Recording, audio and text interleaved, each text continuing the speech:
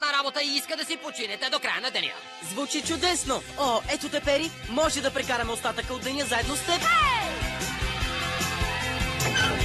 Не ще ви се оплаквам, друга е песента. Времето назад да върна, но как да сторя аз това?